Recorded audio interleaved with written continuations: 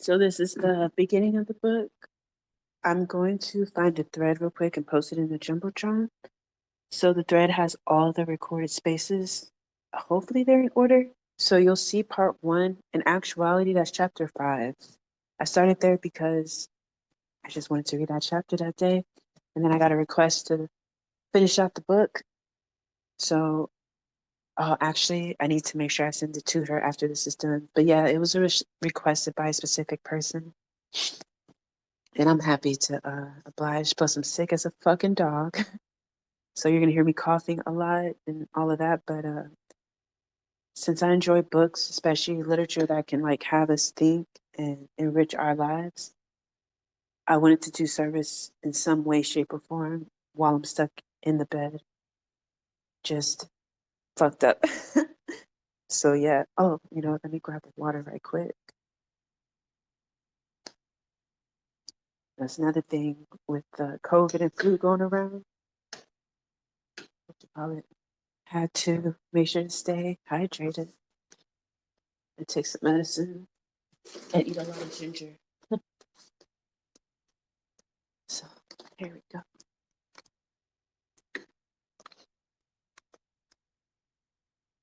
All right, let me find the book. There it is. Okay, and I'm gonna get comfortable. All right.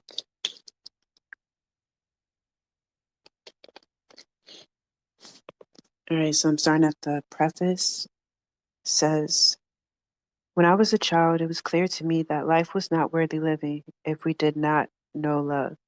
I wish I could testify that I came to this awareness because of the love I felt in my life, but it was love's absence that led me know how much love mattered. I was my father's first daughter, and at the moment of my birth, I was looked upon with loving kindness, cherished and made to feel wanted on this earth and in my home. To this day, I cannot remember when that feeling of being loved left me. I just know that one day I was no longer precious. Those who had initially loved me, well, turned away. The absence of their recognition and regard pierced my heart and left me with a feeling of brokenheartedness so profound I was spellbound. Grief and sadness overwhelmed me. I did not know what I had done wrong, and nothing I tried made it right. No other connection healed the hurt of that first abandonment, that first banishment from love's paradise. For years, I lived my life suspended, trapped by the past, unable to move into the future. Like every wounded child, I just wanted to turn back time and be in that paradise again, in that moment of remembered rapture where I felt loved and where I felt a sense of belonging. We can never go back. I know that now. We can go forward. We can find the love our hearts long for, but not until we let go of grief about the love we lost long ago. When we were little, I had no voice to speak the heart's longing. All of the years of my life, I thought I was searching for love. I found retrospectively to be years where I was simply trying to recover what had been lost, to return to the first home, to get back to the rapture of first love. I was not really ready to love or be loved in the present. I was still mourning, clinging to the broken heart of girlhood, to broken connections. When that mourning ceased, I was able to love again. I awakened from my trance state and was stunned to find the world I was living in. The world of the present was no longer a world open to love, and I noticed that all around me I heard testimony that lovelessness had become the order of the day. I feel our nation's turning away from love as intensely as I felt love's abandonment in my girlhood. Turning away, we risk moving into a wilderness of spirit so intense we may never find our way home again. I write of love to bear witness both to the danger in this movement and to call for a return to love. Redeemed and restored, love returns us to the promise of everlasting life. When we love, we can let our heart speak. Okay, this is the introduction. It's called Grace, Touched by Love. It is possible to speak with our heart directly. Most ancient cultures know this. We can actually converse with our heart as if it were a good friend. In modern life, we have become so busy with our daily affairs and thoughts that we have lost this essential art of taking time to converse with our heart. Jack Cornfield. On my kitchen wall hang 4 snapshots of graffiti art. I first saw on construction walls as I walked to my teaching job at Yale University years ago. The declaration, the search for love continues even in the face of great odds, was painted in bright colors. At the time, recently separated from a partner of almost 15 years, I was often overwhelmed by grief so profound it seemed as though an intense sea of pain was washing my heart and soul away. Overcome by sensations of being pulled underwater, drowning, I was constantly searching for anchors to keep me afloat, to pull me back safely to the shore. The declaration on the construction walls with this childlike drawing of unidentifiable animals always lifted my spirits. Whenever I passed this site, the affirmation of love's possibility sprawling across the block gave me hope. Signed with the first name of local artist, those works spoke to my heart. Reading them, I felt certain the artist was undergoing a crisis in his life, either already confronting loss or facing the possibility of loss. In my head, I engaged in imaginary conversations about the meaning of love with him. I told him how his playful graffiti art anchored me and helped restore my faith in love. I talked about the way this declaration, with this promise of a love waiting to be found, a love I could still hope for, lifted me out of the abyss I'd fallen into. My grief was a heavy, despairing sadness caused by parting from a companion of many years, but more important, it was a despair rooted in the fear that love did not exist, could not be found, and even if it were lurking somewhere, I might never know it in my lifetime. It had become hard for me to continue to believe in love's promise when everywhere I turned, the enchantment of power or the terror of fear overshadowed the will to love. One day on my way to work, looking forward to the day's meditation on love that the sight of the graffiti art engendered, I was stunned to find that the construction company had painted over the picture with a white paint so glaringly bright, it was possible to see the faint traces of the original art underneath. Upset that what had now become a ritual affirmation of love's grace was no longer there to welcome me. I told everyone of my disappointment. Finally, someone passed on the rumor that the graffiti art had been whitewashed because the words were a reference to individuals living with HIV and that the artist might be gay. Perhaps it is just as likely the men who splashed paint on the wall were threatened by this public confessing for a longing for love, a longing so intense it could not only be spoken but was deliberately searched for. After much searching, I located the artist and talked with him face to face about the meaning of love. We spoke about the way public art can be a vehicle for the sharing of life affirming thoughts, and we both expressed our grief and annoyance that the construction company has so callously covered up a powerful message about love. To remind me of the construction walls, he gave me snapshots of the graffiti art. From the time we met, everywhere I have lived, I have placed these snapshots above my kitchen sink. Every day when I drink water or take a dish from the cupboard, I stand before this reminder that we yearn for love, that we seek it, even when we lack hope that it really can be found. There are not many public discussions of love in our culture right now. At best, popular culture is the one domain in which our longing for love is talked about. Movies, music, magazines, and books are the place where we turn to hear our yearnings for love expressed. Yet the talk is not the life affirming discourse of the 60s and 70s, which urged us to believe all you need is love. Nowadays, the most popular messages are those that declare the meaninglessness of love, its irrelevancy. A glaring example of this culture shift was the tremendous popularity of Tina Turner's song with the title, boldly declaring, "What's love got to do with it?" I was saddened and appalled when I interviewed a well-known female rapper at least 20 years my junior, who, when asked about love, responded with biting sarcasm. Love, what's that? I've never had any love in my life. Damn. Youth culture today is cynical about love, and the cynicism has come from their pervasive feeling that love cannot be found. Expressing this concern and when all you've ever wanted isn't enough, Harold Kushner writes, I'm afraid that we may be raising a generation of young people who will grow up afraid to love, afraid to give themselves completely to another person, because they will have seen how much it hurts to take the risk of loving and have it not work out. I am afraid that they will grow up looking for intimacy without risk, for pleasure without significant emotional investment. They will be so fearful of the pain of disappointment that they will forego the possibilities of love and joy. Young people are cynical about love. Ultimately, cynicism is the great mask of disappointment and betrayed heart. When I travel around the nation giving lectures about ending racism and sexism, audiences, especially young listeners, become agitated when I speak about the place of love in any movement for social justice. Indeed, all the great movements for social justice in our society have strongly emphasized a love ethic. Yet, young listeners remain reluctant to embrace the idea of love as a transformative force. To them, love is for the naive, the weak, the hopeless romantic. Their attitude is mirrored in the grown-ups they turn to for explanations. As spokesperson for a disillusioned generation, Elizabeth Wurtzel asserts in Bitch in Paradise of Difficult Women, none of us are getting better at loving. We are getting scared of it.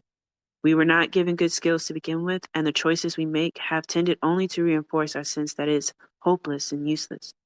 Her words echo all that I hear an older generations say about love.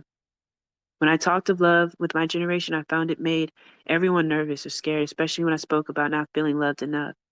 On several occasions, as I talked about love with friends, I was told I should consider seeing a therapist. I understood that a few friends were simply wary of my bringing up the topic of love and felt that if I saw a therapist, it would give them a break. Damn. But most folks were just frightened of what might be revealed in any explanation of the meaning of love in our lives. Yeah, whenever a single woman over 40 brings up the topic of love, again and again, the assumption rooted in sexist thinking is that she is desperate for a man. No one thinks she is simply passionately, intellectually interested in the subject matter. No one thinks she is rigorously engaged in a philosophical undertaking wherein she is endeavoring to understand the metaphysical meaning of love in everyday life. No, she is just seen as on the road to fatal attraction. Disappointment and pervasive feeling of brokenheartedness led me to begin thinking more deeply about the meaning of love in our culture. My longing to find love did not make me lose my sense of reason or perspective. It gave me the incentive to think more, to talk about love, and to study popular, more serious writings on the subject. As I pored over nonfiction books on the subject of love, I was surprised to find that the vast majority of the revered books, ones used as reference works, and even those popular as self-help books, have been written by men. All my life I had thought of love as primarily a topic women contemplate with greater intensity and vigor than anybody else on the planet. I still hold this belief, even though visionary female thinking on the subject has yet to be taken as seriously as the thoughts and writings of men. Men theorize about love, but women are more often love practitioners. Most men feel that they receive love and therefore know what it feels like to be loved. Women often feel we are in a constant state of yearning, wanting love, but not receiving it. Grab some water.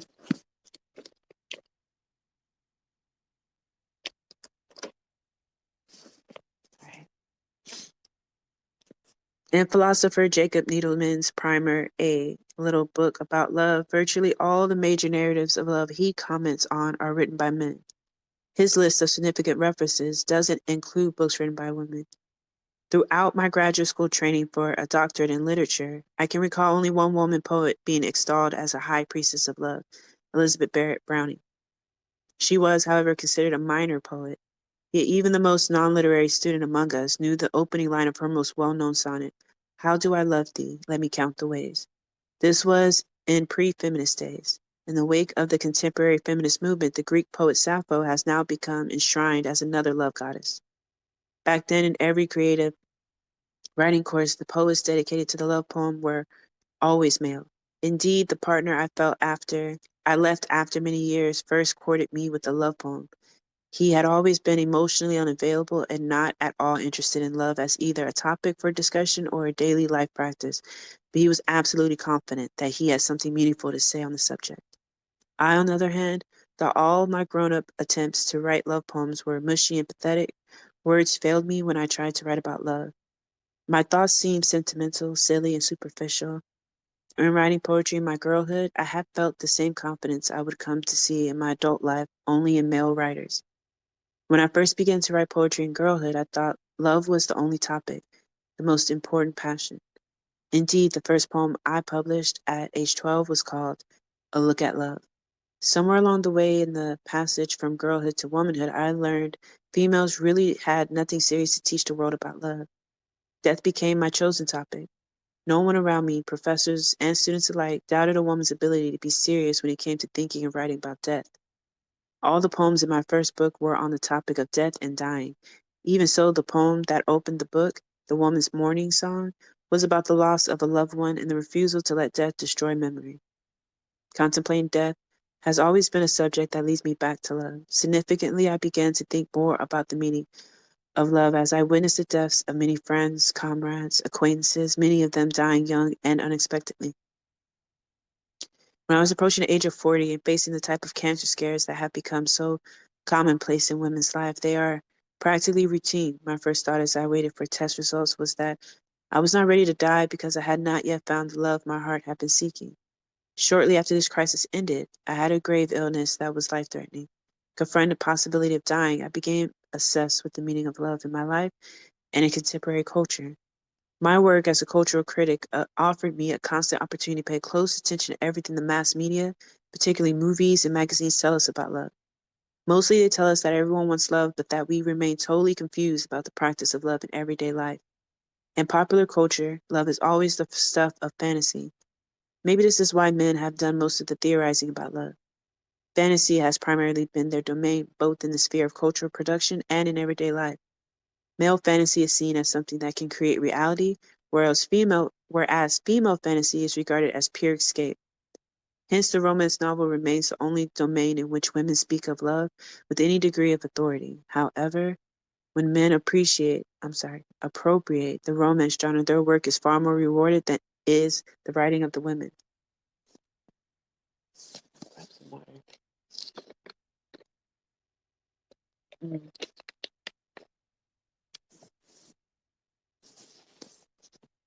A book like The Bridges of Madison County is a supreme example.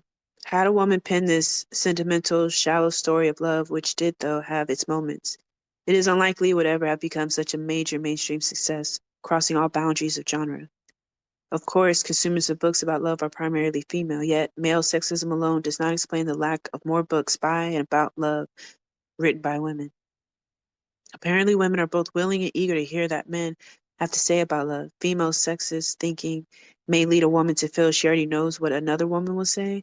Such a reader may feel that she has more to gain by reading what men have to say. Earlier in my life, I read books about love and never thought about the gender of the writer. Eager, eager to understand what we mean when we speak of love, I did not really consider the extent to which gender shaped a writer's perspective. It was only when I began to think seriously about the subject of love and to write about it that I pondered whether women do this differently from men. Reviewing the literature on love, I noticed how few writers, male or female, talk about the impact of patriarchy, the way in which male domination of women and children stands in the way of love. John Brashaw's Creating Love, The Next Great Stage of Growth is one of my favorite books on the topic. He valiantly attempts to establish the link between male domination, the institutionalization of patriarchy, and the lack of love of families. Famous for work that calls attention to the inner child, Brashaw believes that any patriarchy is one step in the direction of love. However, his work on love has never received ongoing attention and celebration. It did not get the notice given work by men who write about love while affirming sexist defined gender roles. Profound changes in the way we think and act must take place if we are to create a loving culture. Men writing about love always testify that they have received love. They speak from this position. It gives what they say authority. Women more often than not speak from a position of lack, not having received the love we long for. A woman who talks of love is still suspect. Perhaps this is because all that enlightened woman may have to say about love will stand as a direct threat and challenge to the visions men have offered us. Damn. I enjoy what male writers have to say about love. I cherish my Rumi, me too, and my Rout and male poets who stir hearts with their words. Men often write about love through fantasy, through what they imagine is possible rather than what they concretely know. We know now that Rilke did not write as he lived, that so many words of love offered us by great men fail us when we come face to face with reality. And even though John Gray's work troubles me and makes me mad, I confess to reading and rereading Men Are From Mars and Women Are From Venus. But like many women and men, I want to know about the meaning of love beyond the realm of fantasy, beyond what we imagine can happen. I want to know love's truths as we live them. Almost all the recent popular self-help writing by men on love, from works like Men Are From Mars, Women Are From Venus, to John Willwood's Love and Awakening, make use of feminist perspectives on gender roles. Ultimately, though, the authors remain wedded to belief systems which suggest that there are basic inherent differences between women and men.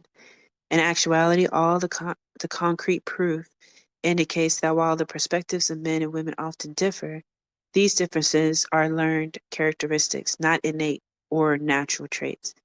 If the notion that men and women are absolute opposites, inhabiting totally different emotional universes, were true, men would never have become the supreme authorities on love. Given gender stereotypes that assign to women the role of feelings and being emotional, and to men the role of reason and non-emotion, real men, in quotes, would shy away from any talk of love.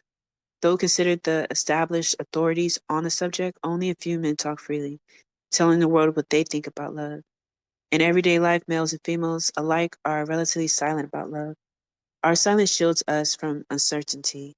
We want to know love.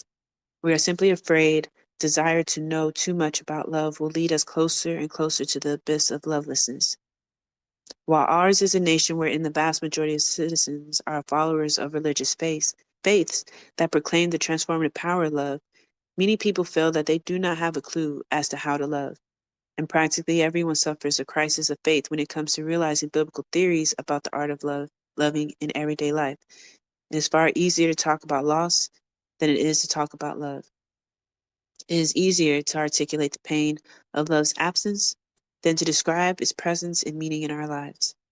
Taught to believe that the mind, not the heart, is the seat of learning, many of us believe that to speak of love with any emotional intensity means we will be perceived as weak and irrational.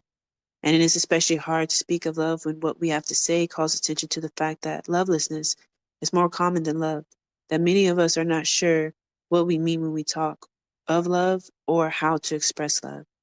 Everyone wants to know more about love. We want to know what it means to love, what we can do in our everyday lives to love and be loved. We want to know how to seduce those among us who remain wedded to lovelessness and open the door to their hearts to let love enter. The strength of our desire does not change the power of our cultural uncertainty. Everywhere we learn that love is important, and yet we are bombarded by its failure. In the realm of the political, among the religious, in our families, and in our romantic lives, we see little indication that love informs decisions, strengthens our understanding of community, or keeps us together. This bleak picture in no way alters the nature of our longing. We still hope that love will prevail. We still believe in love's promise. Just as the graffiti proclaimed, our hope lies in the reality that so many of us continue to believe in love's power. We believe it is important to know love.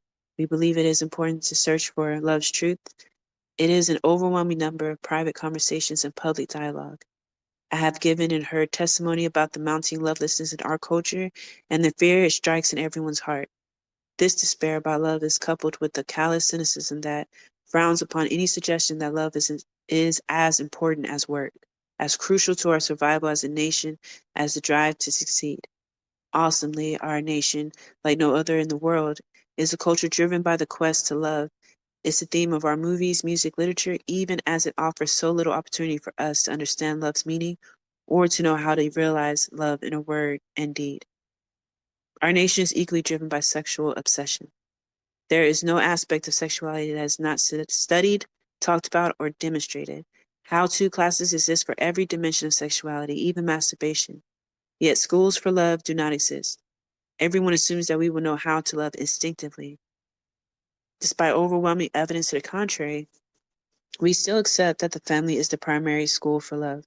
Those of us who do not learn how to love among family are expected to experience love in romantic relationships. However, this love often eludes us, and we spend a lifetime undoing the damage caused by cruelty, neglect, and all manner of lovelessness experienced in our families of origins and in relationships where we simply did not know what to do. Only love can heal the wounds of the past. However, the intensity of our woundedness often leads to a closing of the heart, making it impossible for us to give or receive the love that is given to us.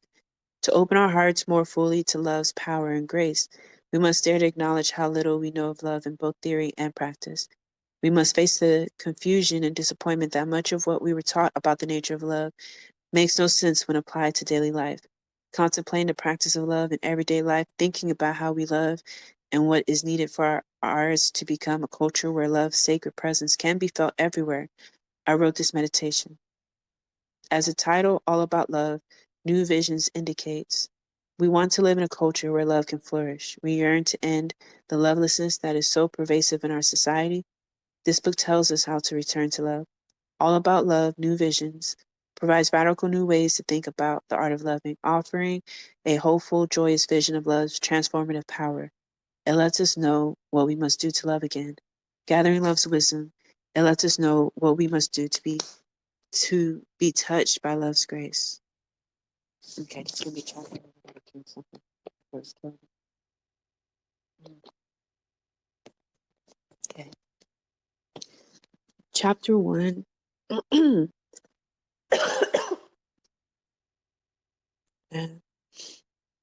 Clarity, give love words. As a society, we are embarrassed by love. We treat it as if it were an obscenity. We reluctantly admit to it. Even saying the word makes us stumble and blush.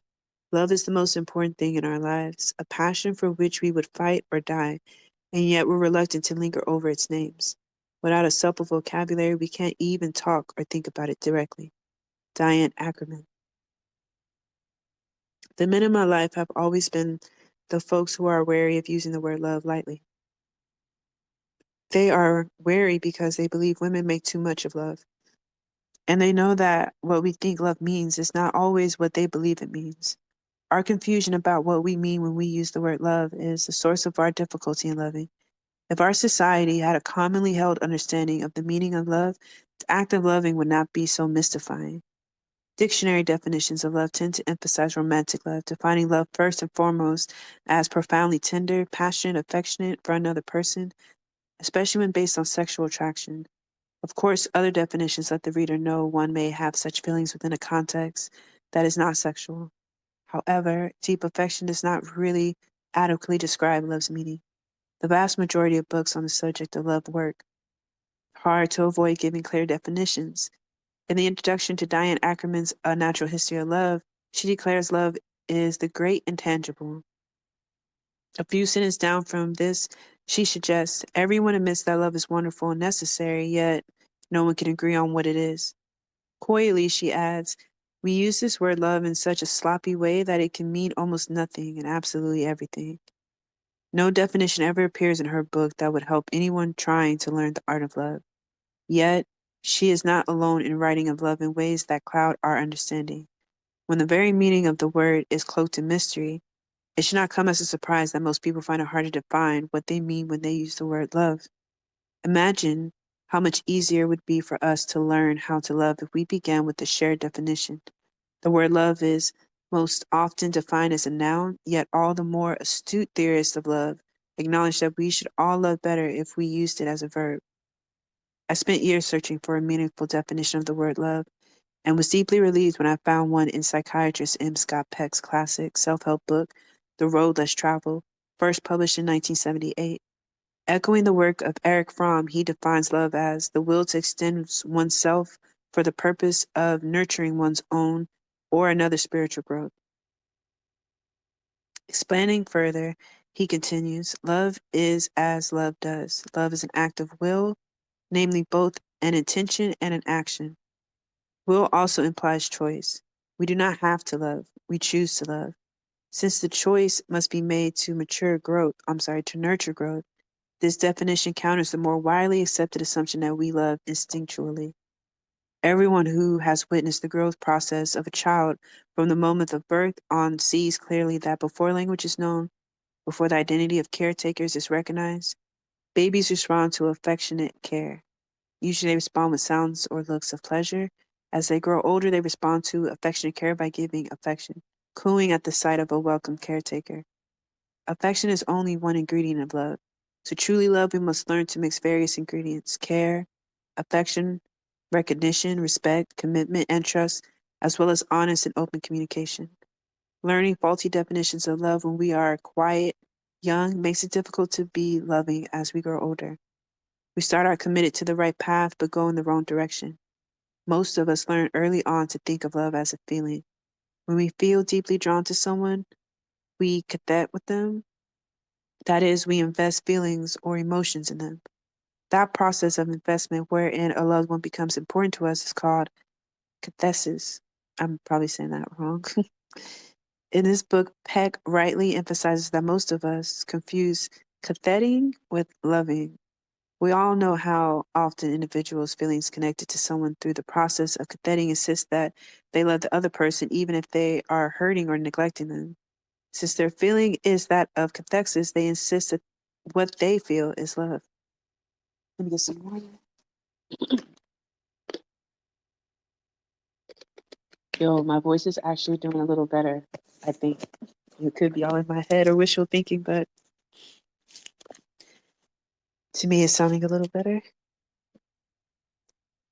We all know how. Oh, wait, I already read that. When we understand love as the will to nurture our own and another person's spiritual growth, it becomes clear that we cannot claim to love if we are hurtful and abusive. Love and abuse cannot coexist. Abuse and neglect are by definition opposites of nurturance and care. Often we hear of a man who beats his children and wife and then goes to the corner bar and passionately proclaims how much he loves them. If you talk to the wife on a good day, she may also insist he loves her, despite his violence. An overwhelming majority of us come from dysfunctional families in which we were taught we were not okay, where we were shamed, verbally and or physically abused, and emotionally neglected, even as we're also taught to believe that we were loved. For most folks, it is just too threatening to embrace a definition of love that would no longer enable us to see love as a present in our families. Too many will enable us to see love as present. Oh, okay, I read that wrong. To embrace a definition of love that would no longer enable us to see love as present in our families. Too many of us need to cling to a notion of love that either makes abuse acceptable or at least makes it seem that whatever happened was not that bad. Raised in a family in which aggressive shaming and verbal humiliation coexisted with lots of affection and care, I had difficulty embracing the term dysfunctional. Since I felt and still feel attached to my parents and siblings, proud of all the positive dimensions of our life, I did. Damn, I spoke too soon. Mm. I did not want to describe us by using a term that implied our life together had been all negative or bad. I did not want my parents to think I was disparaging them. I was appreciative of all the good things they had given in the family. With therapeutic help, I was able to see the term dysfunctional as a useful description and not as an absolute negative judgment. My family of origin provided throughout my childhood a dysfunctional setting, and it remains one. This does not mean that it is not also a setting in which affection, delight, and care are present. On any day in my family of origin, I might have been given caring attention wherein my being a smart girl was affirmed and encouraged. Then hours later, I'd be told that it was precisely because I thought I was so smart that I was likely to go crazy, be put in a mental institution where no one would visit me. God damn. Not surprisingly, this odd mixture of care and unkindness did not positively nurture the growth of my spirit. Applying Peck's definition of love to my childhood experience in my household of origin, I could not honestly describe it as loving. Pressed in therapy to describe my household of origin in terms of whether it was loving or not, I painfully admitted that I did not feel loved in our household, but that I did feel cared for.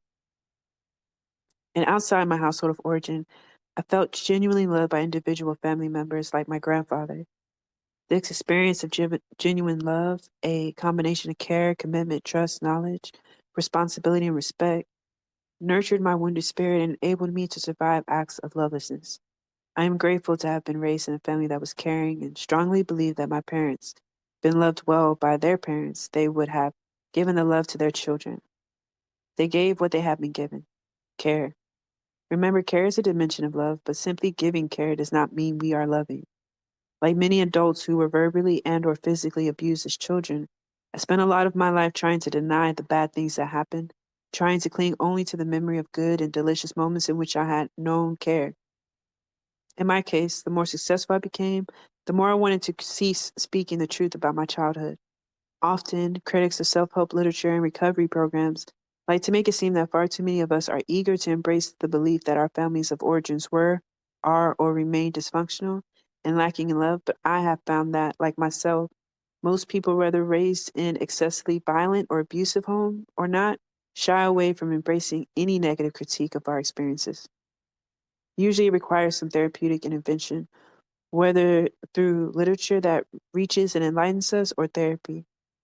Before many of us can even begin to critically examine childhood experiences and acknowledge the ways in which they have had an impact on our adult behavior, most of us find it difficult to accept the definition of love that says we are never loved in a context where there is abuse. Most psychologically and or physically abused children have been taught by parents to let me get some water. Mm.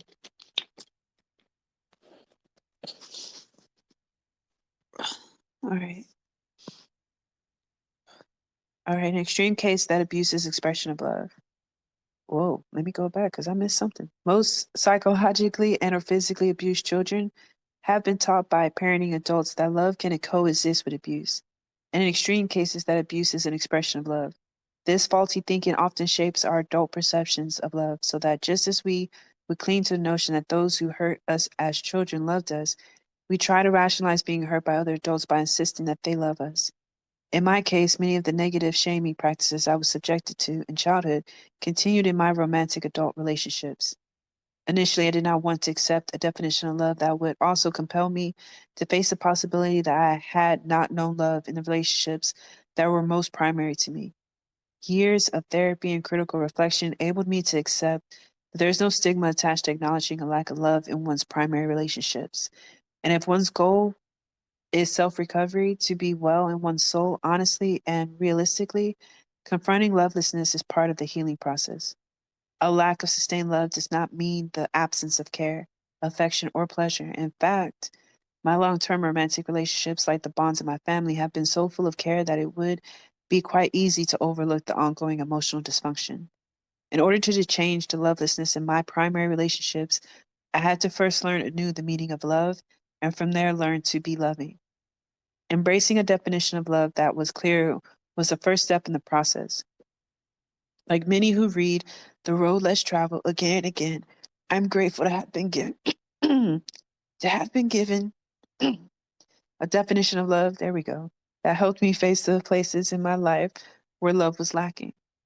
I was in my mid 20s when I first learned to understand love as the will to extend oneself for the purpose of nurturing one's own or another's spiritual growth. It still took years for me to let go of learned patterns of behavior that negated my capacity to give and receive love.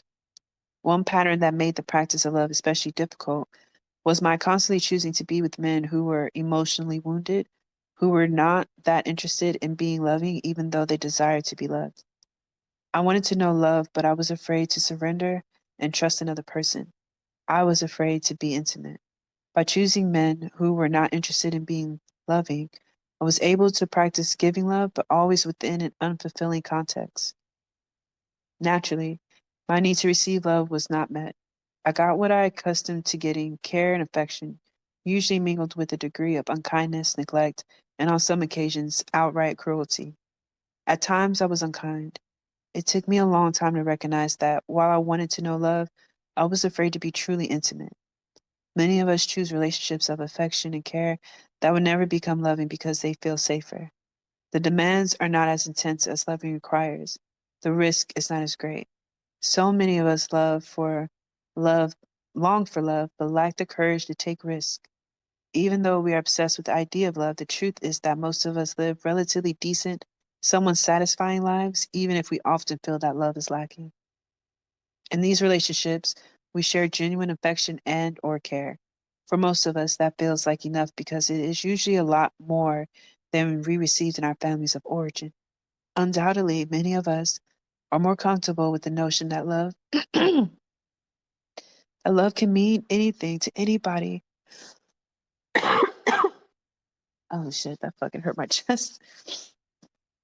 Uh, Undoubtedly, many of us are more comfortable with the notion that love can mean anything to anybody precisely because when we define it with precision and clarity, it brings us to face with our lacks, with terrible alienation. The truth is, far too many people in our culture do not know what love is. And this not knowing feels like a terrible secret, a lack that we have to cover up. Had I been given a clear definition of love earlier in my life, it would not have taken me so long to become a more loving person. Had I shared with others a common understanding of what it means to love, it would have been easier to create love. It is particularly distressing that so many recent books on love continue to insist that definitions of love are unnecessary and meaningless. Or worse, the author suggests love should mean something different to men than it does to women. That the sexes should respect and adapt to our inability to communicate since we do not share the same language. This type of literature is popular because it does not demand a change in fixed ways of thinking about gender roles, culture, or love. Rather than sharing strategies that would help us become more loving and actually encourage everyone to adapt to circumstances where love is lacking. Women more than men rush out to purchase this literature. So do Oh, we do so because collectively we are concerned about lovelessness. Since many women believe they will never know fulfilling love, they are willing to settle for strategies that help ease the pain and increase the peace, pleasure, and playfulness in existing relationships, particularly romantic ones. No vehicle in our culture exists for readers to talk back to the writers of this literature, and we do not really know if it has been truly useful, if it promotes constructive change. The fact that women more than men buy self help books using our customer dollars to keep specific books on bestseller lists is no indication that these books actually help us transform our lives. I have bought tons of self help books, only a few have really made a difference in my life. This is true for many readers. The lack of an ongoing public discussion and public policy about the practice of love in our culture and in our lives means that we still look to books as a primary source of guidance and direction. Large numbers of readers embrace Peck's definition of love and are applying it to their lives in ways that are helpful and transformative. We can spread the word by evoking this definition in day to day conversations, not just when we talk to other adults, but in our conversations with children and teenagers. When we intervene on mystifying assumptions that love cannot be defined by offering workable, useful definitions, we are already creating a context where love can begin to flourish. Yo, this is reminding me there's a track on Lauryn Hill's album, The Miseducation of Lauryn Hill, where there's a teacher in the classroom and he's asking his students about love. Their answers are very interesting. As one of the whole album is beautiful. Everyone knows classic, but I'm glad she put that part in there. Reminds me of what Bell Hooks is talking about, having those conversations. Some folks have difficulty with Peck's definition of love because he uses the word spiritual. He is referring to that dimension of our core reality where mind, body, and spirit are one. An individual does not need to be a believer in a religion to embrace the idea that there is an animating principle in itself, in the self, a life force. Some of us call it soul, that when nurtured enhances our capacity to be more fully and self actualized and able to engage in communion with the world around us. To begin by always thinking of love as an action rather than a feeling is one way in which anyone using the word in this manner automatically assumes accountability and responsibility. We are often taught we have no control over our feelings, yet most of us accept that we choose our actions, that intention, and will inform what we do. We also accept that our actions have consequences. To think of action shaping feelings is one way we rid ourselves of conventionally accepted assumptions, such as that parents love their children or that one simply falls in love without exercising will or choice, that there are such things as crimes of passion, i.e., he killed her because he loved her so much. If we were constantly remembering that love is as love does, we would not use the word in a manner that devalues and degrades its meaning. When we are loving, we openly and honestly express care, affection, responsibility, respect, commitment, and trust. Definitions are vital starting points for the imagination. What we cannot imagine cannot come into being. A good definition marks our starting point and lets us know where we want to end up. As we move toward our desired destination, we chart the journey, creating a map. We need a map to guide us on our journey to love, starting with the place where we know what we mean when we speak of love. Justice, childhood, love lessons. Water.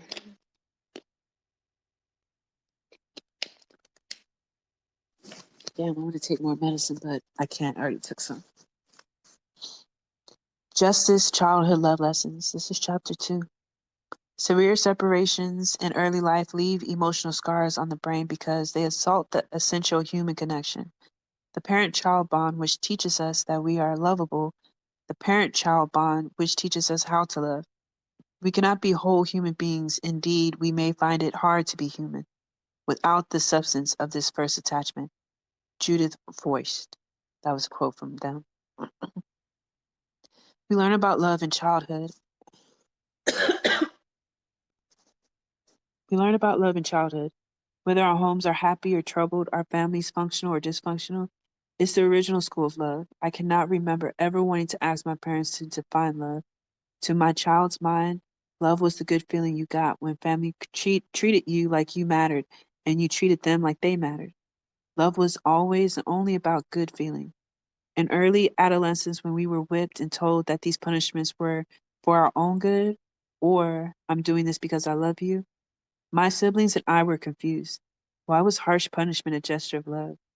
As children do, we pretended to accept this grown up logic, but we knew in our hearts it was not right. We knew it was a lie. Just like the lie that grown ups told when they explained after harsh punishment, it hurts me more than it hurts you. There is nothing that creates more confusion about love in the minds and hearts of children than unkind and or cruel punishment meted out by the grown ups they have been taught they should love and respect. Such children learn early on to question the meaning of love, to yearn for love even as they doubt it exists. On the flip side, there are masses of children who grow up confident love is a good feeling, who are never punished, who are allowed to believe that love is only about getting your needs met, your desires satisfied. In their child's mind, love is not about what they have to give. Love is mostly something given to them. When children like these are overindulged, either materially or by being allowed to act out, this is a form of neglect. These children, though not in any way abused or uncared for, are usually unclear about love's meaning as their neglected and emotionally abandoned counterparts. Both groups have learned to think about love primarily in relation to good feelings, in the context of reward and punishment.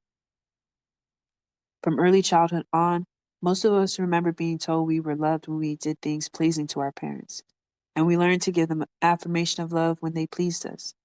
As children we grow, as children grow, they associate love more with acts of attention, affection, and caring. They still see parents who attempt to satisfy their desires as giving love. Children from all classes tell me that they love their parents and are loved by them, even those who are being hurt or abused. When asked to define love, small children pretty much agree that it's a good feeling.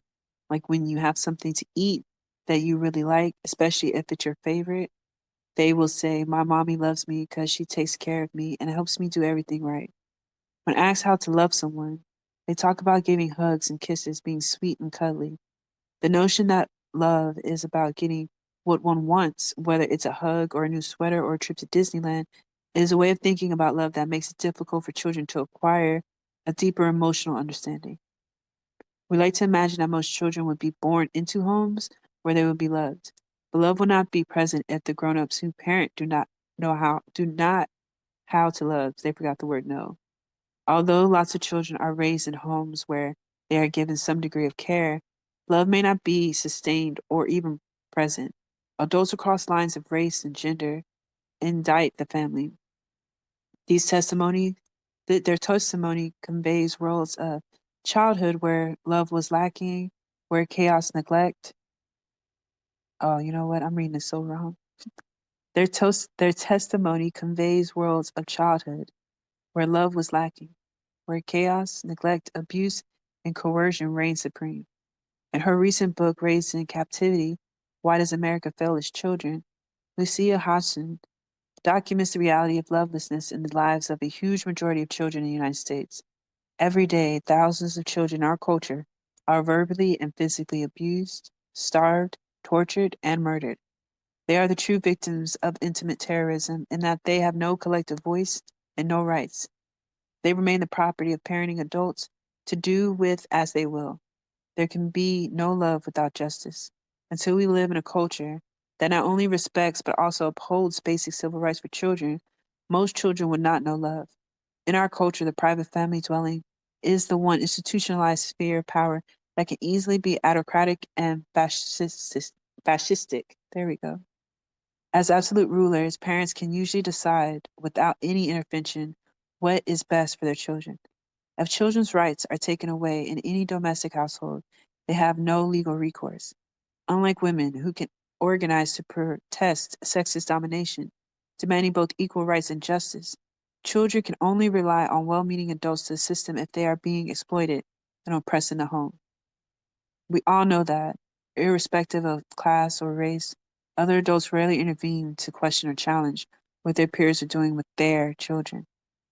At a fun party, mostly of educated, well paid professionals, a multiracial, multi generational evening, the subject of disciplining kids by hitting was raised. Almost all the guests over 30 spoke about the necessity of using physical punishment. Many of us in the room have been smacked, whipped, or beaten as children. Men spoke the loudest in defense of physical punishment. Women, mostly mothers, talked about hitting as a last resort, but one that they deployed when necessary. As one man bragged about the aggressive beatings he had received from his mother, sharing that they had been good for him, I interrupted and suggested that he might not be the misogynist woman hater he is today if he had not been brutally beaten by a woman as a child. Although it is too simplistic to assume that just because we are hit as kids, we will grow up to be people who hit, I wanted the group to acknowledge that being physically hurt or abused by grown-ups when we are children has harmful consequences in our adult life. A young professional, the mother of a small boy, bragged about the fact that she did not hit, that when her son misbehaved, she clamped down on his flesh, pinching him until he got the message. But this, too, is a form of coercive abuse. The other guests supported this young mother and her husband in their methods. I was astounded. I was a lone voice speaking out for the rights of children. Later, with other people, I suggested that had we all been listening to a man tell us that every time his wife or girlfriend does something he does not like, he just clamps down on her flesh, pinching her as hard as he can, everyone would have been appalled. They would have seen the action as both coercive and abusive. Yet they could not acknowledge that it was wrong for an adult to hurt a child in this way. All the parents in the room claimed that they are loving. All the people in that room were college educated. Most call themselves good liberals, supportive of civil rights and feminism. But when it came to the rights of children, they had a different standard. One of the most important social myths we must debunk if we are to become a more loving culture is that one that teaches parents that abuse and neglect can coexist with love. Abuse and neglect, abuse and neglect negate love. Care and affirmation, opposite of abuse and humiliation, are the foundation of love. No one can rightfully claim to be loving when behaving abusively. Yet parents do this all the time in our culture. Children are told that they are loved even though they are being abused. It is a testimony to the failure of loving practice that abuse is happening in the first place. Many of the men who offer their personal testimony in boyhood, growing up male, tell stories of random violent abuse by parents that inflicted trauma. In his essay, When My Father Hit Me, Bob Shelby describes the pain of repeated beatings by his dad, stating, "From this experience with my father, I learned about the abuse of power. By physically hitting my mother and me, he effectively stopped us from reacting to his humiliation of us. We ceased to protest his violations of our boundaries and his ignoring our sense of being individuals with needs, demands, and rights of our own." Throughout his essays, Shelby expresses contradictory understanding about the meaning of love. On one hand, he says, "I have no doubt that my father loved me, but his love became misdirected. He said he wanted to give me what he didn't have as a child." On the other hand, Shelby confesses, "What he most showed me, however, was his difficulty in being loved. All his life, he has struggled with feelings of being unloved." When Shelby describes his childhood, it is clear that his dad had affection for him and also gave him care some of the time. I'm starting to get short breath. So for the recording, you're going to hear me like breathing extra heavy. I swear it's just COVID. When Shelby describes his childhood, it is clear that his dad had affection for him and also gave him care some of the time. However, his dad did not know how to give and receive love. The affection he gave was undermined by the abuse. Writing from the space of adult recollection, Shelby talks about the impact of false abuse on his boyhood psyche. As the intensity of the pain of his hits increased, I felt the hurt in my heart. I realized that what hurt me the most were my feelings of love for this man who was hitting me. I covered my love with a dark cloth of hate. A similar story is told by other men in autobiographical narrative, men of all classes and races. One of the myths about lovelessness is that it exists only among the poor and deprived. Yet, lovelessness is not a function of poverty or material lack.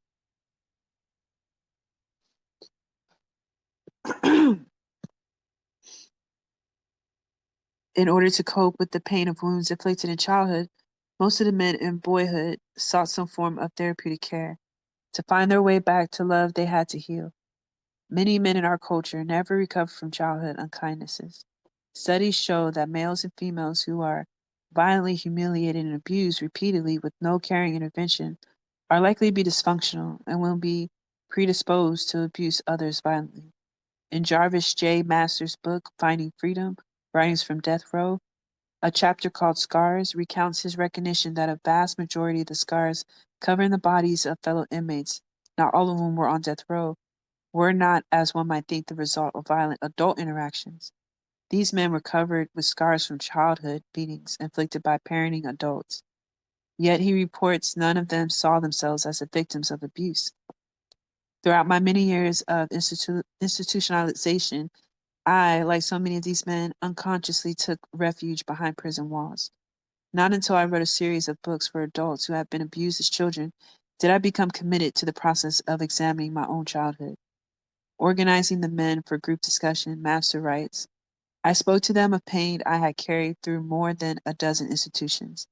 I had explained how all these events ultimately trapped me in a pattern of lashing out against everything.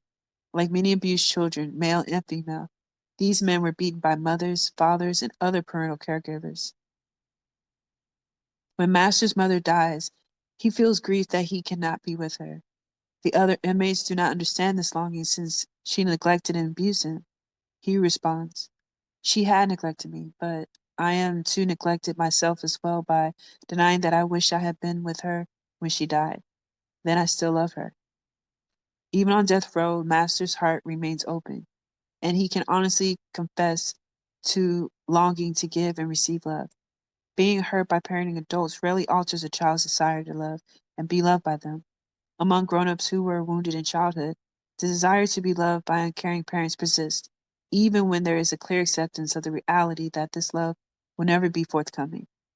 Often children will want to remain with parental caregivers who have hurt them because of their cathartic feeling for those adults. They will cling to the misguided assumption that their parents love them, even in the face of remembered abuse, usually by denying the abuse and focusing on random acts of care. In the prolonged creating love, John Bradshaw calls this confession about love mystification. He shares, I was brought up to believe that love is rooted in blood relationships. You naturally loved anyone in your family. Love was not a choice. The love I learned about was bound by duty and obligation. My family taught me our culture's rules and beliefs about love, even with the best intentions. Our parents often confused love with what we would now call abuse. To demystify the meaning of love, the art and practice of loving, we need to use sound definitions of love when talking with children, and we also need to ensure that loving action is never tainted with abuse. In a society like ours, where children are denied full civil rights, it is absolutely crucial that parenting adults learn how to offer loving discipline.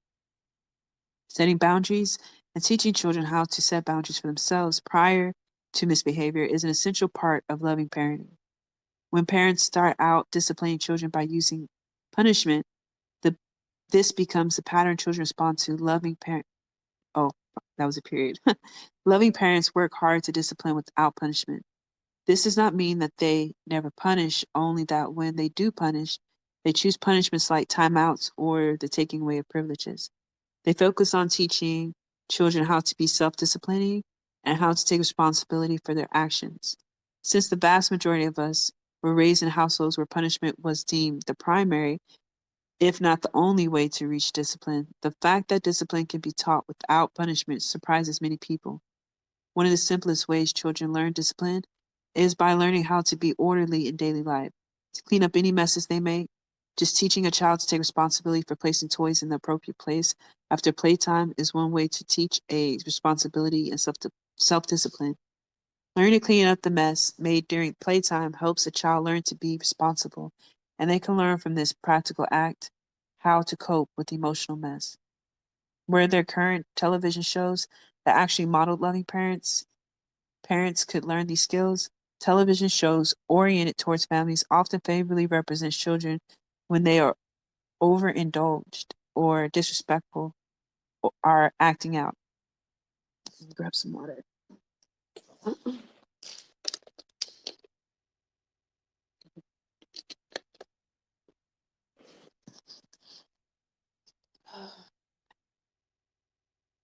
Television shows oriented towards family often favorably represent children they are overindulged, are disrespectful, or acting out. Sorry for breathing so heavy. I'm getting shortness of breath. What we see on television today actually at best models for us inappropriate behavior and cost case scenarios, unloving behaviors. A great example of this is a movie like Home Alone, which celebrates disobedience and violence. But television can portray caring, loving families interaction. There are whole generations of adults who talk nostalgically about how they want their families to be like the fictive portraits of family like portrayed on Leave It to Beaver or My Three Sons. We desired our families to be like those we saw on the screen because we were witnessing loving parenting, loving households. Expressing to parents our desire to have families like the ones we saw on the screen, we were often told that the families were not realistic. The reality was, however, that parents who come from unloving homes have never learned how to love and cannot create love environments. Hold on real quick. I got to get my inhaler.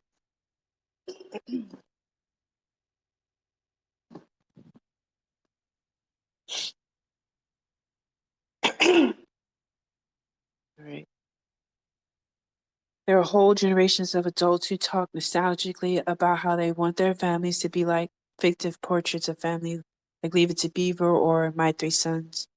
We desired our families to be like those we saw on the screen. Let me skip that because I read that. Expressing to parents our desire to have families like the ones we saw on the screen, we were often told that the families were not realistic. The reality was, however, that parents who came from unloving homes have never learned how to love and cannot create loving homes, environments, or see them as realistic when watching them on television.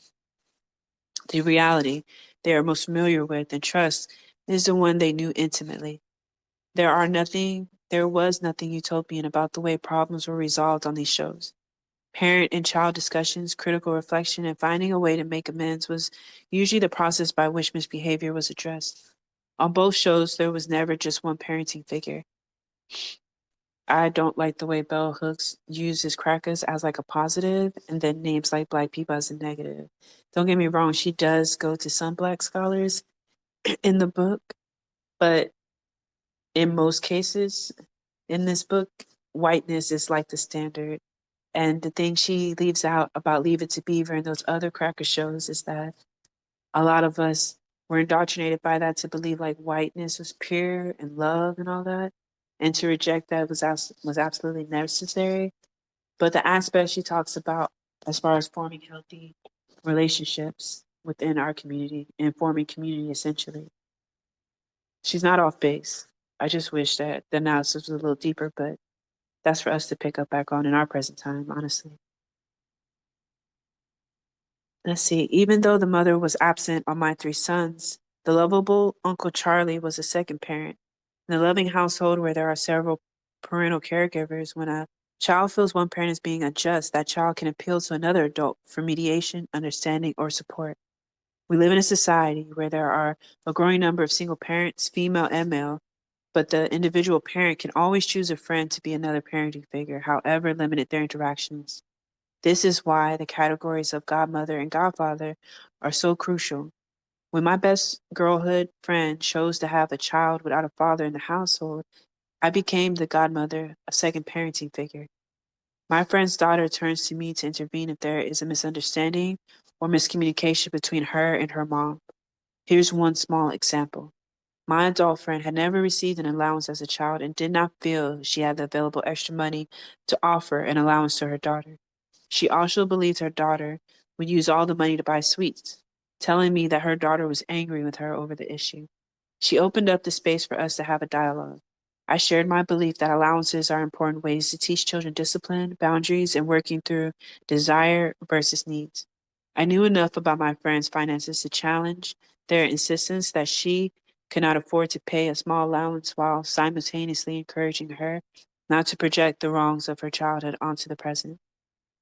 As to whether the daughter would buy candy, I suggested she give the allowance with a statement of hope that it would not be used for overindulgence and see what happened. It all worked out just fine.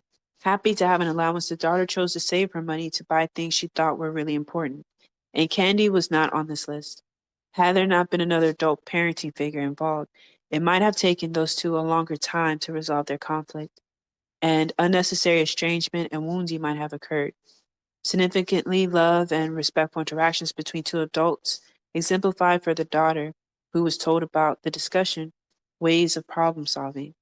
By revealing her willingness to accept criticism and her capacity to reflect on her behavior and change, the mother modeled her daughter without losing dignity or authority, the recognition that parents are not always right.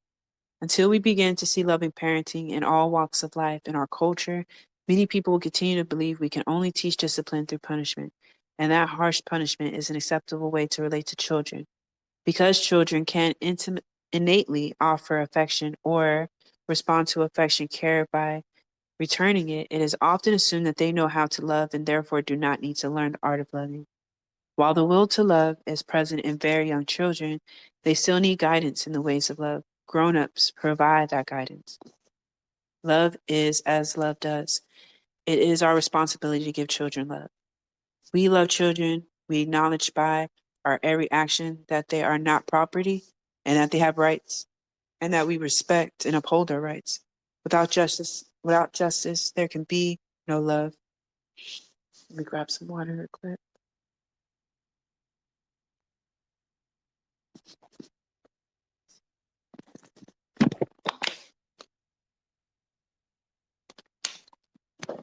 Mm.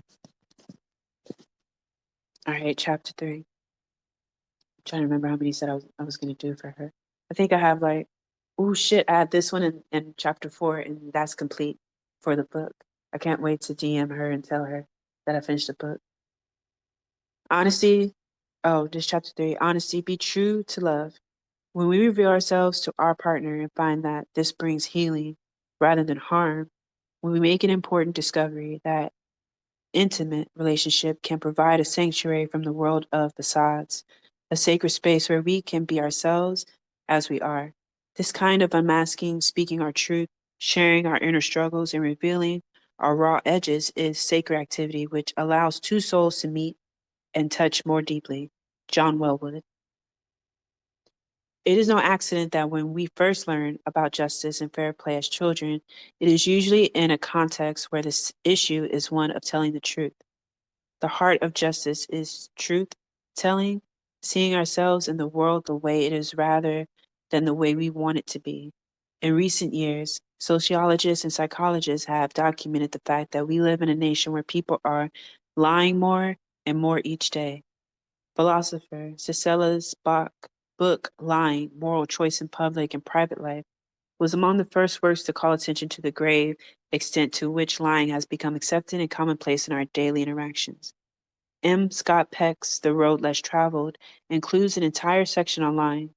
The Dance of Deception, Harriet Lerner, another widely read psychotherapist, calls attention to the way in which women are encouraged by sexist socialization to pretend and manipulate, to lie as a way to please.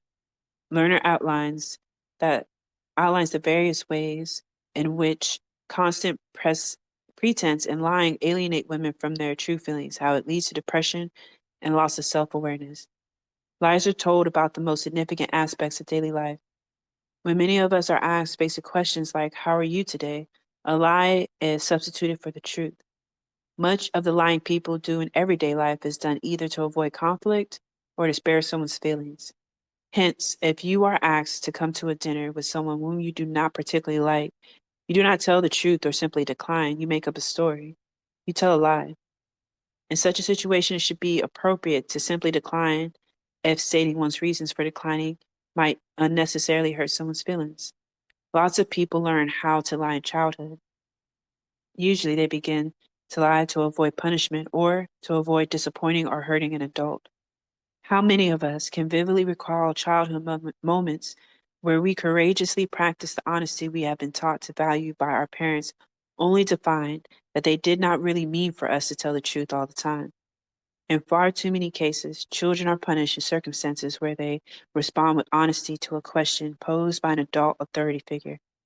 It is impressed on their consciousness early on, then, that telling the truth will cause pain, and so they learn that lying is a way to avoid being hurt and hurting others. Lots of children are confused by the insistence that they simultaneously be honest and yet also learn how to practice convenient duplicity. As they mature, they begin to see how often grown-ups lie. They begin to see that few people around them tell the truth. I was raised in a world where children were taught to tell the truth, but it did not take long for us to figure out that adults did not practice what they preached.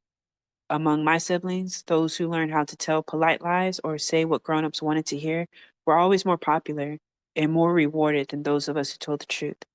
Among any group of kids, it is never clear why some quickly learn the fine art of dissimulation, that is, taking on whatever appearance is needed to manipulate a situation, while others find it hard to mask true feeling. Some pretense is such an expected aspect of childhood play. It is a perfect context for mastering the art of dissimulation. Concealing the truth is often a fun part of childhood play, yet when it becomes a common practice, it is a dangerous prelude to lying all the time. Sometimes children are fascinated by lying because they see the power it gives them over adults. Imagine a little girl goes to school and tells her teacher she is adopted, knowing all the while that this is not true. She reveals in the attention received, she revels in the attention received, both the sympathy and the understanding offered, as well as the frustration and anger of her parents when the teacher calls to talk about this newly discovered information. A friend of mine, who lies a lot, tells me she loves fooling people and making them act on knowledge that only she knows is untrue. God damn. She is 10 years old. Oh, shit. All right. When I was her age, I was frightened by lies. They confused me and they created confusion. Other kids poked fun at me because I was not good at lying. In the one truly violent episode between my mother and father, he accused her of lying to him. Then there was the night an older sister lied and said she was babysitting when she was actually out on a date. As he hit her, our father kept yelling, "Don't you lie to me." While the violence of his response created in us a terror of consequences of lying, it did not alter the reality that we knew he did not always tell the truth. His favorite way of lying was withholding. His motto was, "Just remain silent. When asked questions, then you will not get caught in a lie." The men I have loved have always lied to avoid confrontation or take responsibility for inappropriate behavior. In Dorothy Dinnerstein's groundbreaking book, The Mermaid and the Minotaur: Sexual Arrangements and Human Malaise, she shares the insight that when a little boy learns that his powerful mother, who controls his life, really has no power within a patriarchy, he confuses it confuses him and causes rage. Lying becomes one of got me stuttering. Lying becomes one of the strategic, there we go, ways he can act out and render his mother powerless. Lying enables him to manipulate the mother even as he exposes her lack of power. This makes him feel more powerful. Males learn to lie as a way of obtaining power, and females not only do the same, but they also lie to pretend powerlessness. In her work, Harriet Lerner talks about the way in which patriarchy upholds deception, encouraging women to present a false self to men and vice versa. In Dory Hollander's 101 Lies Men Tell Women, she confirms that while both women and men lie, her data and the findings of other researchers indicate that men tend to lie more and with more devastating consequences. For many young males, the earliest experience of power over others comes from the thrill of lying to more powerful adults and getting away with it.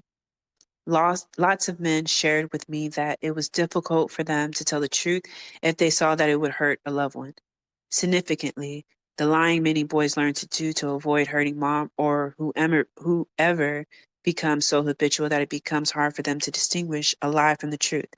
This behavior carries over into adulthood. Often men who would never think of lying in the workplace lie constantly in intimate relationships. This seems to be especially the case for heterosexual men who see women as gullible. Many men confess that they lie because they can get away with it. Their lies are forgiven.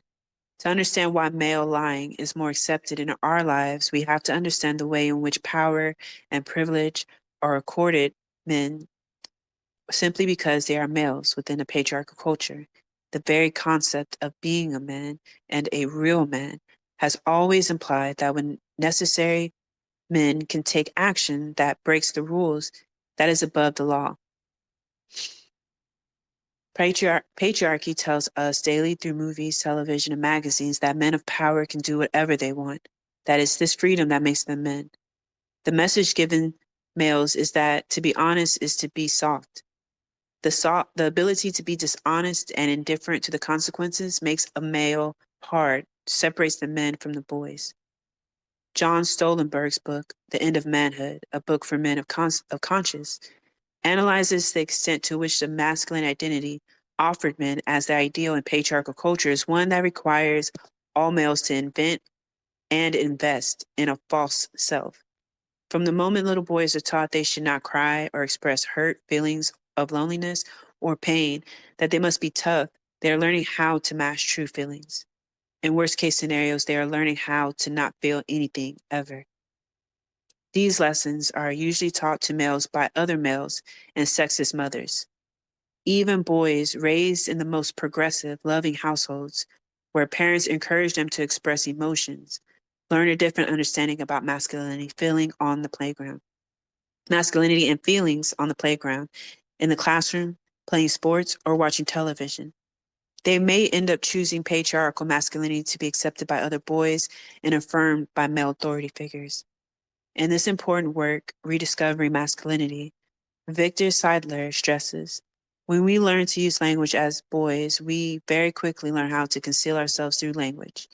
We learn to master language so that we can control the world around us. Even though we learn to blame others for our unhappiness and misery in relationships, we also know at some unspoken level how our masculinity has been limited and injured as we touch the hurt and pain of realizing how little we seem to feel about anything. Estrangement from feelings makes it easier for men to lie because they are often in a trance state, utilizing survival strategies of asserting manhood that they learned as boys. This inability to connect with others carries with it an inability to assume responsibility for causing pain. This denial is most evident in cases where men seek to justify extreme violence toward those less powerful, usually women, by suggesting that they are the ones who are really victimized by females. Regardless of the intensity of the male masquerade, inwardly, many men see themselves as the victims of lovelessness. Like everyone, they learned as children to believe that love would be present in their lives. Although so many boys are taught to behave as though love does not matter, in their hearts, they yearn for it. That yearning does not go away simply because they become men. Lying as one form of acting out is a way they articulate ongoing rage at the failure of love's promise. To embrace patriarchy, they must actively surrender to the longing to love. Patriarchal masculinity requires of boys and men not only that they see themselves as more powerful and superior to women, but that they do whatever it takes to maintain their controlling position.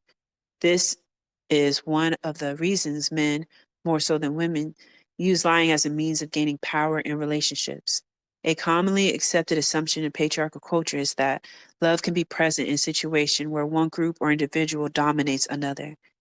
Many people believe men can dominate women and children, yet still be loving. Psychoanalyst Carl Jung insightfully emphasizes the truism that where the will to power is paramount, love would be lacking. Talk to any group of women about their relationships with men, no matter their race or class. You will hear stories about the will to power, about the way men use lying, and that includes withholding information as a way to control and subordinate. It is no accident that greater cultural acceptance of lying in this society coincided with women gaining greater social equality. Early on, the feminist movement, women insisted that men had the upper hand because they usually controlled the finances. Now that women's earning power has greatly increased, though it is not on par with men's, and women are more economically independent, men who want to maintain dominance must deploy subtle strategies to colonize and disempower them. Even the wealthiest professional woman can be brought down by being in a relationship where she longs to be loved and is consistently lied to. Damn. To the degree that she trusts her male companion, lying and other forms of betrayal will most likely shatter her self-confidence and self-esteem. No. Allegiance to male domination requires of men who embrace this thinking, and many, if not most, do, that they maintain dominance over women by any means necessary. While much cultural attention is given to domestic violence and practically everyone agrees it is wrong for men to hit women as a way of subordinating us, most men use psychological terrorism as a way to subordinate women. This is a socially acceptable form of coercion, and lying is one of the most powerful weapons in this arsenal. When men lie to women, presenting a false self, the terrible price they pay to maintain power over us is the loss of their capacity to give and receive love. Trust is the foundation of intimacy. When lies erode trust, genuine connection cannot take place. While men who dominate others can and do experience ongoing care, they place a barrier between themselves and the experience of love. All visionary male thinkers challenging male domination insist that men can return to love only by repudiating the will to dominate. In The End of Manhood, Stoltenberg continually emphasizes that men can honor their own selfhood only through loving justice. He asserts justice between people is perhaps the most important connection people can have. Let's see. Loving justice for themselves and others enables men to break the chokehold of patriarchal masculinity. Grab a drink.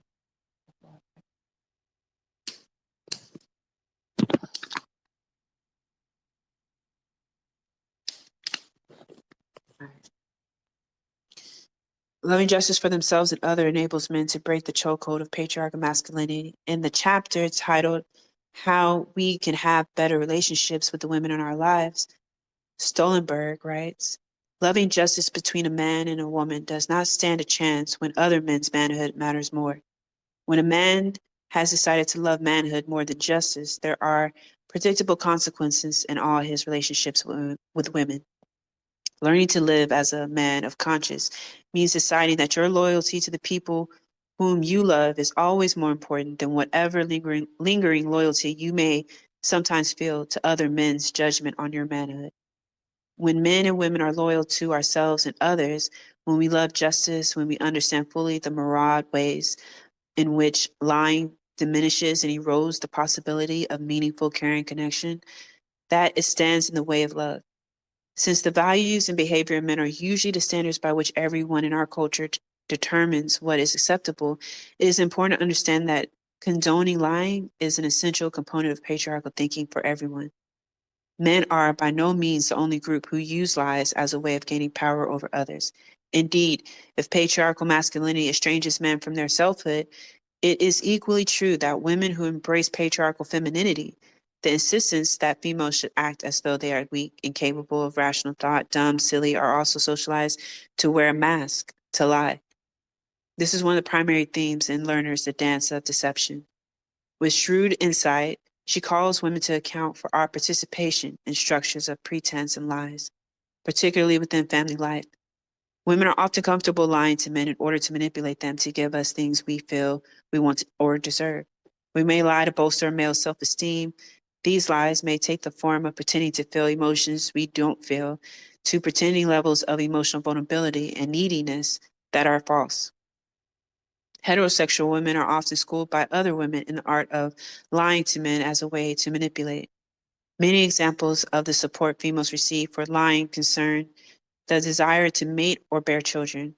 When I longed to have a baby and my male partner at the time was not ready, I was stunned by the number of women who encouraged me to disregard his feelings, to go ahead without telling him. They felt it was fine to deny a child the right to be desired both female and male biological parents. No deception is involved when a woman has a child with a sperm donor, as in such a case there is no visible male parent to reject or punish an unwanted child. It disturbed me that women I respected did not take the need for male parenting seriously or believe that it was as important for a man to want to parent as a woman. Whether we like it or not, we still live in a world where children want to know who their fathers are and when they can go in search of absent fathers. I cannot imagine bringing a child into the world whose father might reject him or her because he did not desire a child in the first place. Growing up in the 50s, in the days before adequate birth control, every female was acutely conscious of the way unwanted pregnancies could alter the course of a young woman's life. Still, it was clear then that there were girls who hoped for pregnancy to emotionally bind individual males to them forever. I thought those days were long gone. Yet, even in this era of social equality between the sexes, I hear stories of females choosing to get pregnant when a relationship is rocky as a way of forcing the male to remain in their life or in the hope of forcing marriage. More than we might think, some men feel extremely bound to a woman when she gives birth to a child they have fathered. The fact that men succumb to being lied to and manipulated when the issue is biological parenting does not make it right or just. Men who accept being lied to and manipulated are not only abdicating their power, they are setting up a situation where they can blame women or justify woman hating. This is another case where lying is used to gain power over someone, to hold them against their will. Harriet Lerner reminds reader that honesty is only one aspect of truth telling, and it is equated with the moral excellence and absent of deception or fraud. The mask of patriarchal femininity often renders women's deceptions acceptable. However, when women lie, we lend credence to age-old sexist stereotypes that suggest women are inherently, by virtue of being female, less capable of truth-telling. The origins of this sexist stereotype extends back to ancient stories of Adam and Eve, of Eve's willingness to lie even to God. Often, when information is withheld by women and men, protection of privacy is the justification. In our culture, privacy is often confused with secrecy. Open, honest, truth-telling individuals value privacy. We all need spaces where we can be alone with thoughts and feelings, where we can experience healthy psychological autonomy and can choose to share when we want to. Keeping secrets is usually about power, about hiding and concealing information. Hence, many recovery programs stress that you are only as sick as your secrets. When a former boyfriend's sister shared with me a carefully guarded family secret regarding incest, which he did not know about, I responded by requesting that she tell him. If she didn't, I would. I felt that keeping this information secret from him would violate the commitment we had made as a couple to be open and honest with each other. By withholding this information from him, joining his mother and sisters, I would have been I would have been participating in family dysfunction. Sharing with him affirmed my loyalty and respect for his capacity to cope with the reality. While privacy strengthens all our bonds, secrecy weakens and damages connections. Learner's point Lerner points out that we do not usually know the emotional cost of keeping a secret until the truth is disclosed. Usually, secrecy involves lying, and lying is always the setting for potential betrayal and violation of trust. Widespread cultural acceptance of lying is a primary reason why many of us will never know love. It is impossible to nurture one's own or another's spiritual growth when the core of one's being and identity is shrouded in secrecy and lies. Trusting that another person always intends your good, having a core foundation of loving practice cannot exist within a context of deception. It is this truism that makes all acts of judicious withholding major moral dilemmas. More than ever before, we as a society need to renew a commitment to truth-telling. Such a commitment is difficult when lying is deemed more acceptable than telling the truth. Lying has become so much the accepted norm that people lie even when it would be simpler to tell the truth. Practically every mental health care practitioner, from the most erudite psychoanalysis to untrained self-help gurus, tell us that it is infinitely more fulfilling, and we are all saner if we tell the truth. Yet most of us are not rushing to stand up and be counted among the truth tellers. Indeed, as someone committed to being honest in daily life, I experience the constant drag of being seen as a freak. Damn, just for telling the truth. I'm gonna have to pause this recording right quick. I gotta take some medicine. Just give me 2 seconds.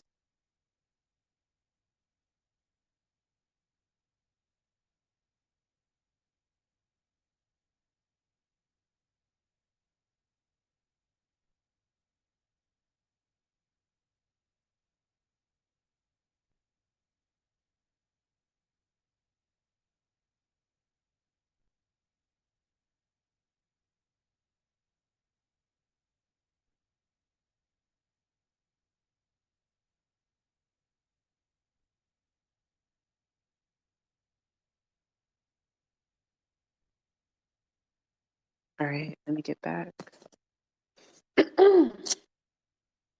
Okay. As someone committed to being honest in daily life, I experience the constant drag of being seen as sorry, as being seen as a freak for telling the truth even when I speak truthfully about simple matters. That medicine was supposed to help. What the heck? Okay, if a friend gives me a gift and asks me to tell him or her whether or not I like it, I will respond honestly and judiciously that to say I will speak the truth in a positive, caring manner. Yet, even in this situation, the person who asks for honesty will often express annoyance when given a truthful response. In today's world, we are taught to fear the truth, to believe it always hurts. We are encouraged to see honest people as naive, as potential losers, bombarded with cultural propaganda ready to instill in all of us the notion that lies are more important, that truth does not matter. We are all potential victims. Consumer culture, in particular, encourages lies. Advertising is one of the cultural mediums that has most sanctioned lying. Keeping people in a constant state of lack and perpetual desire strengthens the marketplace economy. Lovelessness is a boon to consumerism, and lies strengthen the world of predatory advertising. Our passive acceptance of lies in public life, particularly via the mass media, upholds and perpetuates lying in our private lives. In our public life, there would be nothing for tabloid journalism to expose if we lived our lives out in the open, committed to truth telling. Commitment to knowing love can protect us by keeping us wedded to a life of truth, willing to share ourselves openly and fully in both private and public life. To know love, we have to tell the truth to ourselves and to others. Creating a false self to mask fears and insecurities has become so common that many of us forget who we are and what we feel underneath the pretense. Breaking through this denial is always the first step in uncovering our longing to be honest and clear. Lies and secret burden us and cause stress. When an individual has always lied, he has no awareness that truth telling can take away this heavy burden. To know this, he must let the lies go.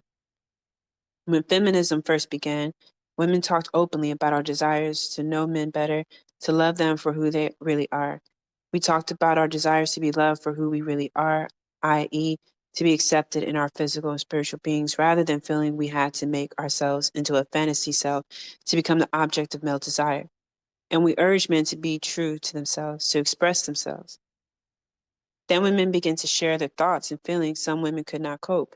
They wanted the old lies and pretenses to be back in place. In the 70s, a popular Sylvia greeting card showed a woman seated in front of a fortune teller gazing into a crystal ball. The caption on the front of the card read, "He never talks about his feelings."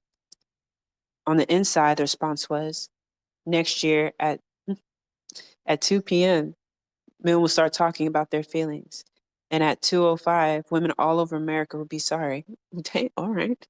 When we hear another person's thoughts, beliefs, and feelings, it is more difficult to project onto them our perceptions of who they are. It is harder. It is harder to be manipulative. At times, women find it difficult to hear what many men have to say when what they tell us does not conform to our fantasies of who they are or who they want or who we want them to be. The wounded child inside many males is a boy who, when he first spoke his truths, was silenced by paternal sadism. by a patriarchal world that did not want him to claim his true feelings. The wounded child inside many females is a girl who was taught from early childhood on that she must become something other than herself, deny her true feelings in order to attract and please others. When men and women punish each other for truth telling, we reinforce the notion that lies are better. To be loving, we willingly hear each other's truth, and most important, we affirm the value of truth telling. Lies may make people feel better, but they do not help them to know love. Last chapter. Well, it's chapter 4, but it's the last one that I have to record in order to make a complete thread of this book. Chapter 4, commitment. Let love be love in me. Commitment is inherent in any genuine loving relationship. Anyone who is truly concerned for the spiritual growth of another knows consciously or instinctively that he or she can significantly foster growth only through a relationship of consistency. M. Scott Peck. Commitment to truth telling lays the groundwork for the openness and honesty that is the heartbeat of love. When we can see ourselves as we truly are and accept ourselves, we build the necessary foundation for self love. We have all heard the maxim, if you do not love yourself, you will be unable to love anyone else. It sounds good, yet more often than not, we feel some degree of confusion when we hear this statement. The confusion arises because most people who think they are not lovable have this perception because at some point in their lives, they were socialized to see themselves as unlovable by forces outside their control. We are not born knowing how to love anyone, either ourselves or somebody else. However, we are born able to respond to care. As we grow, we can give and receive attention, affection, and joy. Whether we learn how to love ourselves and others will depend on the presence of a loving environment. Self love cannot flourish in isolation. In isolation, it is no easy task to be self loving. Simple axioms that make self love sound easy only make matters worse. It leaves many people wondering why. If it is so easy, they continue to be trapped by feelings of low self esteem and self hatred. Using a working definition of love that tells us it is the action we take on behalf of our own or another spiritual growth provides us with the beginning blueprint for working on the issue of self love. When we see love as a combination of trust, commitment, care, respect, knowledge, and responsibility, we can work on developing these qualities, or if they are already a part of who we are, we can learn to extend them to ourselves. Many people find it helpful to critically examine the past, particularly childhood, to chart their internalization of messages that they were not worthy, not enough, that they were crazy, stupid, monstrous, and so on. Simply learning how we have acquired feelings of worthlessness rarely enables us to change things. It is usually only one stage in the process. I, like so many other people, have found it useful to examine negative thinking and behavioral patterns learned in childhood, particularly those shaping my sense of self and identity. However, this process alone did not ensure self recovery. It was not enough. I share this because it is far too easy to stay stuck in simply describing, telling one story over and over again, which can be a way of holding on to grief about the past or holding on to a narrative that places blame on others. While it is important for us to understand the origins of fragile self esteem, it is also possible to bypass the stage identifying when and where we receive negative socialization and still create a foundation for building self love. Individuals who bypass the stage tend to move on to the next stage, which is actively introducing into our lives constructive life affirming thought patterns and behavior. Whether a person remembers the details of being abused is not important. When the consequence of that abuse is a feeling of worthlessness, they can still engage in a process of self recovery by finding ways to affirm self worth. The wounded heart learns self love by first overcoming low self esteem. Nathaniel Braden's lengthy work, Six Pillars of Self Esteem, highlights important dimensions of self esteem: the practice of living consciously, self acceptance, self responsibility, self assertiveness, living purposefully, and the practice of personal integrity.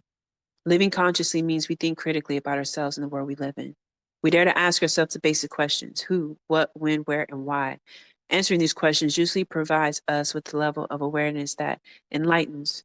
Brandon continues, to live consciously means to seek to be aware of everything that bears on our actions, purposes, values, and goals.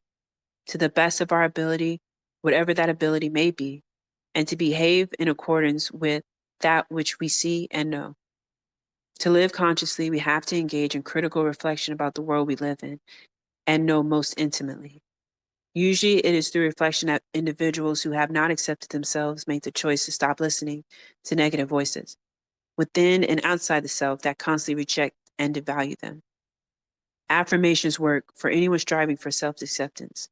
Although I had for years been interested in therapeutic modes of healing and self help, affirmations always seemed to me a bit corny. My sister, who was then working as a therapist in the field of chemical dependency, encouraged me to give affirmations a try to see if I could experience any concrete changes in my outlook. I wrote affirmations relevant to my daily life and began to repeat them in the morning as part of my daily meditations. At the top of my list was the declaration: I'm breaking with old patterns and moving forward with my life. I not only found them to be tremendous energy boosters, a way to kick off the day by accentuating the positive, I also found it useful to repeat them during the day if I felt particularly stressed or was falling into the abyss of negative thinking. Affirmations helped restore my emotional equilibrium. Let me grab some water. I'm starting to lose my voice. Hold on real quick. All right. Self-acceptance is hard for many of us. There is a voice inside that is constantly judging, first ourselves and then others. The voice enjoys the indulgence of an endless negative critique because we have learned to believe negativity is more realistic. It appears more real than any positive voice. Once we begin to replace negative thinking with positive thinking, it becomes utterly clear that far from being realistic, negative thinking is absolutely disabling. When we are positive, we not only accept and affirm ourselves, we are able to affirm and accept others. The more we accept ourselves, the better prepared we are to take responsibility in all areas of our lives. Commenting on the third pillar of self-esteem, Braden defines self-responsibility as the willingness to take responsibility for my actions and the attainment of my goals, for my life and well-being. Taking responsibility does not mean that we deny the reality of institutionalized injustice. For example, racism, sexism, and homophobia all create barriers and concrete incidences of discrimination. Simply taking responsibility does not mean that we can prevent discriminatory acts from happening, but we can choose how we respond to acts of injustice. Taking responsibility means that in the face of barriers, we still have the capacity to invent our lives, to shape our destinies in ways that maximize our well-being. Every day, we practice this shape-shifting to cope with realities we cannot easily change. Many women are married to men who were unsupportive when they decided to further their educations. Most of these women did not leave the men in their lives. They engaged in constructive strategies of resistance. One woman I spoke with was inhibited because her husband worked in a plant and she felt uncomfortable having more education than he did. Yet she wanted to re-enter the workforce and needed an advanced degree to do so. She made the choice to take responsibility for her needs and desires, believing it would also enhance the well-being of her family. Returning to work boosted her self-esteem and changed the passive-aggressive rage and depression that had developed as a consequence of her isolation and stagnation. Making this decision and finding ways to realize it was not an easy process, however. Her husband and children were often disgruntled when her independence forced them to accept more household responsibility. In the long run, everyone benefited. Right? It goes without saying that these changes boosted her self-esteem in ways that showed her how self-love made it possible to extend herself in a constructive way to others. She was happier, and so were those around her. In order to make these things In order to make these changes, she had to make use of another viral aspect of self-esteem, self-assertiveness, defined by Braden as the willingness to stand up for myself, to be who I am openly, to treat myself with respect in all human encounters. Since many of us were shamed in childhood, either in our families of origin or in school settings, a learned pattern of going along with the program and not making a fuss is the course of action we most frequently choose as a way to avoid conflict. As children, conflict was often the setting for put downs, humiliation, the place where we were shamed, Our attempts at self-assertion failed as an adequate defense. Many of us learned that passivity lessened the possibility of attack. Sexist socialization teaches females that self-assertiveness is a threat to femininity. Accepting this faulty logic lays the groundwork for low self-esteem. The fear of being self-assertive usually surfaces in women who have been trained to be good girls or dutiful daughters. In our childhood home, my brother was never punished for talking back. Asserting his opinions was a positive sign of manhood. When my sisters and I voiced our opinions, we were told by our parenting adults that this was negative and undesirable behavior. We were told, especially by her dad, that female self-assertion was not feminine. We did not listen to these warnings. Even though ours was a patriarchal household, the fact that females far outnumbered the two males, my dad and my brother, made it safe for us to speak our minds, to talk back. Luckily, by the time we were young adults, the feminist movement had come along and validated that having a voice and being self-assertive was necessary for building self-esteem. Grab water right quick.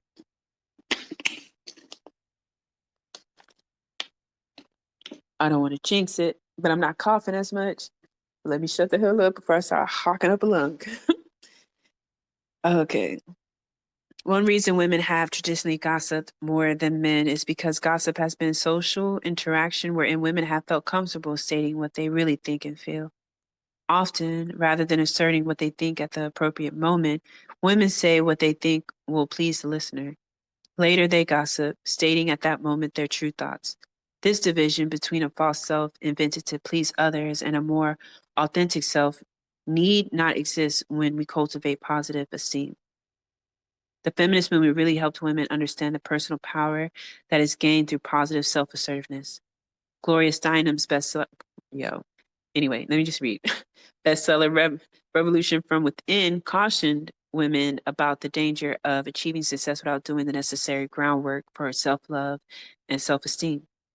She found that achieving women who still suffered internalized self-hatred invariably acted out in ways that undermined their success.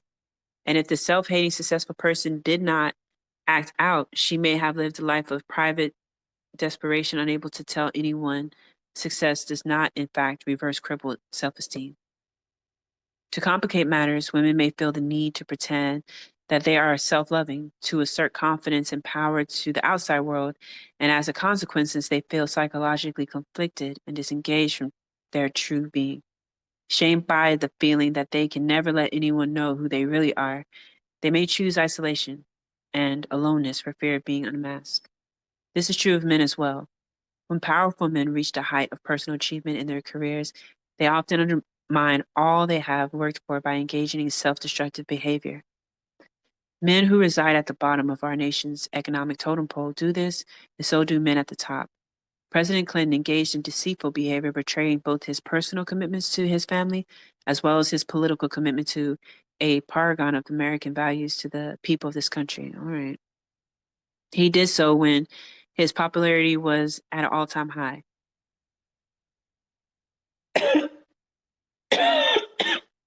Damn, I fucked myself. He did so when his popularity was at an all-time high. Haven't spent much of his life. Sorry, y'all gonna be hearing me breathe hard because I get these episodes now with shortness of breath. Hopefully that goes away. He did so when his popularity was at an all-time high. Haven't spent much of his life achieving against the odds.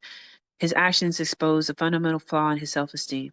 Although he is a white male, Ivy League educated and economically well-off, privileged, with all the accompanying perks, his irresponsible actions were a way of unmasking, of showing to the world that he really was not the good guy he was pretending to be. He created the context for a public shaming that no doubt mirrors moments of childhood shaming when some authority figure in his life made him feel he was worthless and that he would never be worthy no matter what he did. Anyone who suffers from low self-esteem can learn by his example. If we succeed without confronting and changing shaky foundations of low self-esteem, rooted in contempt and hatred, we will falter along the way. It is no accident that living purposely is the sixth element of self-esteem, according to Brandon, and it tells taking responsibility for consciously creating goals, identifying the actions necessary to achieve them, making sure our behavior is in alignment with our goals and paying attention to the outcome of our actions so that we can see whether they are leading us where we want to go. Most people are concerned about living purposely when it comes to choosing the work we do. Unfortunately, many workers feel they have very little freedom of choice when it comes to work. Most people do not grow up learning that the work we choose to do will move a major impact. Will have a major impact on our capacity to be self-loving. Work occupies most of our time. Doing work we hate assaults our self-esteem and self-confidence. Yet most workers cannot do the work they love, but we can all enhance our capacity to live purposely by learning how to experience satisfaction in whatever work we do. All right. We find that satisfaction by giving any job a total commitment. This is that capitalist propaganda. I can't stand what she does. When I when I had a teaching job, I hated the kind of job where you long to be sick so you have an excuse for not going to work. The only way I could ease the severity of my pain was to give my absolute best. This strategy enabled me to live purposely. Doing a job well, even if we do not enjoy what we are doing, means that we will leave it with a feeling of well-being, our self-esteem intact. That self-esteem aids us when we go in to search for a job that can be more fulfilling. Throughout my life, I've endeavored to not only do work I enjoy, but to work with individuals I respect, like, or love. When I first declared my desire to work in a loving environment, friends acted as though I had truly lost my mind. To them, love and work did not go together, but I was convinced that I would work better in an environment shaped by an ethic of love. Today, as the Buddhist concept of right livelihood is more widely understood, more people embrace the belief that work that enhances our spiritual well being strengthens our capacity to love. And when we work with love, we create a loving working environment. Whenever I enter office, I can immediately sense by the overall atmosphere and mood whether the workers like what they do. Marcia Sintar writes about the concept in her book, Do What You Love, the Money Will Follow, as a way to encourage readers to take the risk of choosing work they care about, therefore learning through experiences the meaning of right livelihood, or these jobs can pay a goddamn living wage, or we can control the means of production. How about that? But let me stop. I said I would just read. While there are many meaningful insights in oh wait, I think I already read that. Sorry, y'all. Each experience enhanced the value of the other. My nighttime work helped me relish the quiet serenity of my day and enjoy the alone time so essential to writing.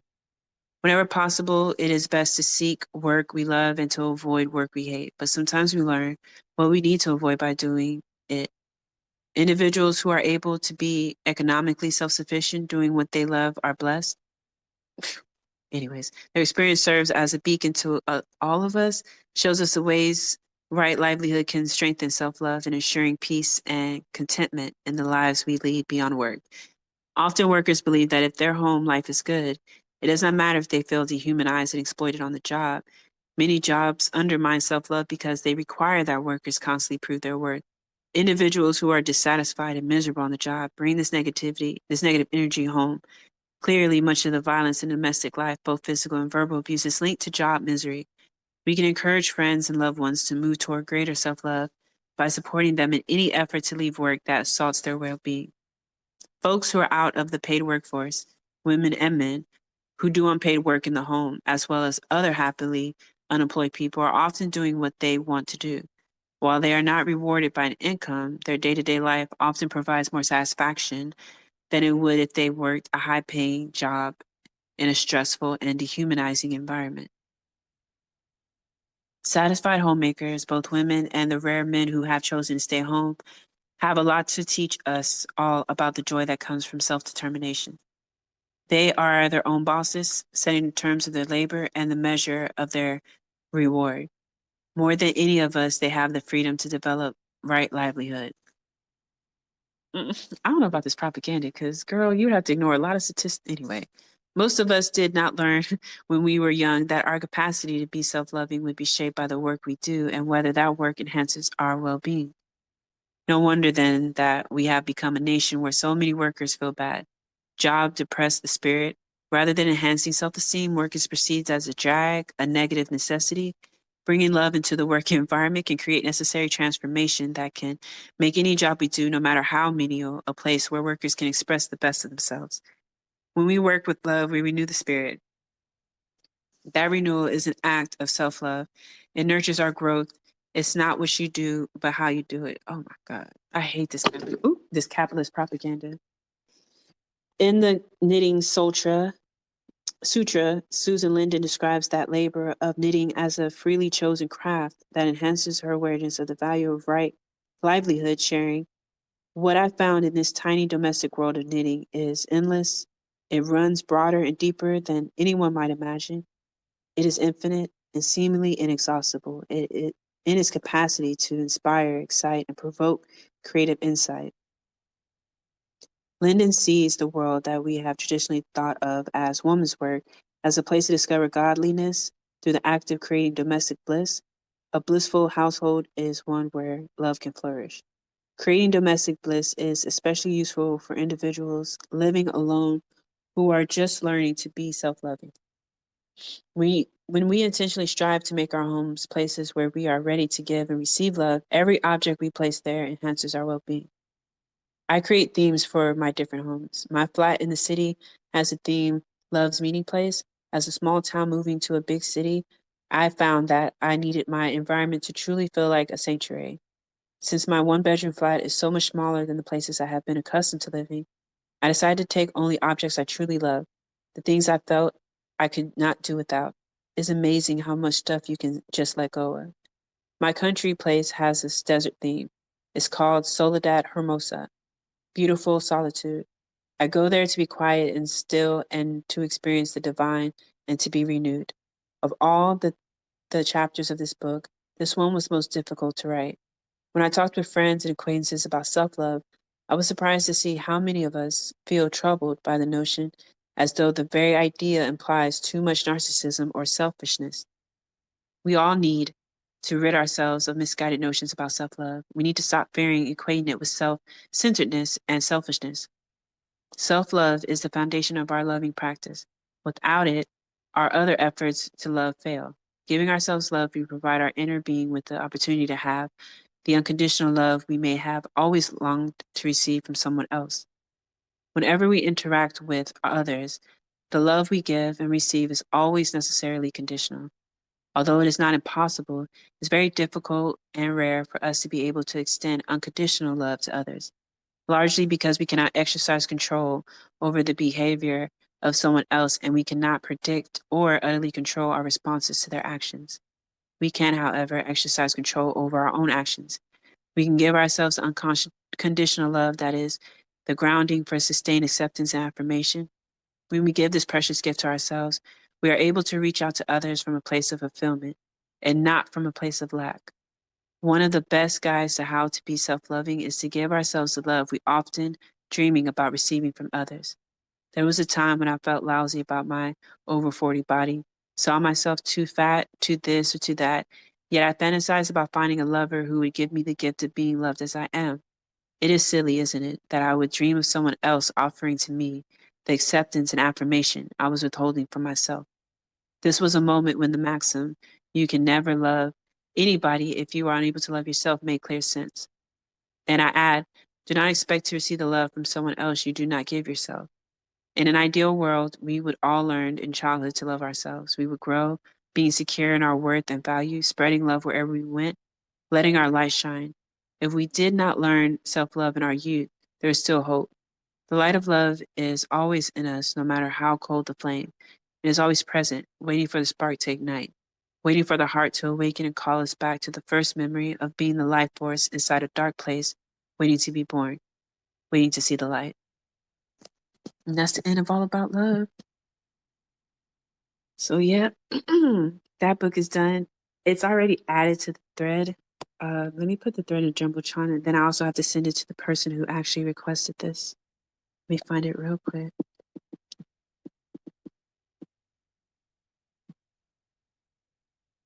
Um, where is it?